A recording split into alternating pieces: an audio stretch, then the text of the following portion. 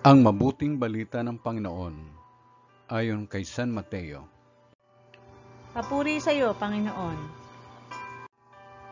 Noong panahong iyon, sinabi ni Jesus sa kanyang mga alagad ang talinhagang ito. Dito may tutulad ang pagpasok sa kaharian ng Diyos. May 10 dalagang lumabas upang sumalubong sa lalaking ikakasal. Bawat isa'y may dalang ilawan.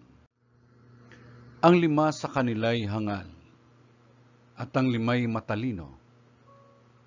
Ang mga hangal ay nagdala ng kanilang mga ilawan, ngunit hindi nagbaon ng langis. Subalit ang matatalino'y nagdala ng langis, bukod pa sa nasa kanilang ilawan. Nabalam ng dating ang lalaking ikakasal, kaya't inantok silang lahat at nakatulog.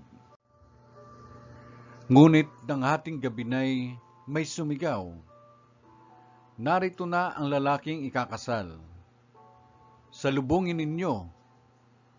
Agad nagbangon ang 10 dalaga at inayos ang kanilang ilawan. Sinabi ng mga hangal sa matatalino, "Bigyan naman ninyo kami ng kaunting langis. Aandap-andap na ang aming mga ilawan eh. Baka hindi magkasya ito sa ating lahat."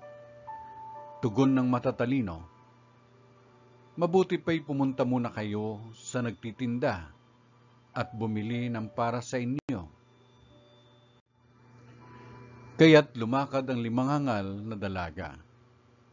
Samantalang bumibili sila, dumating ang lalaking ikakasal.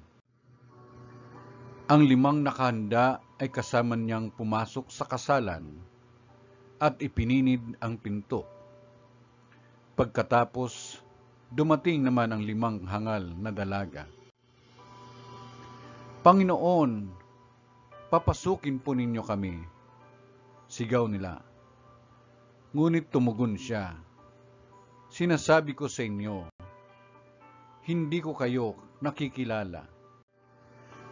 Kaya magbantay kayo, sapagkat hindi ninyo alam ang araw ni ang oras."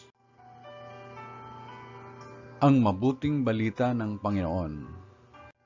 Pinupuri ka namin, Panginoong Hesukristo.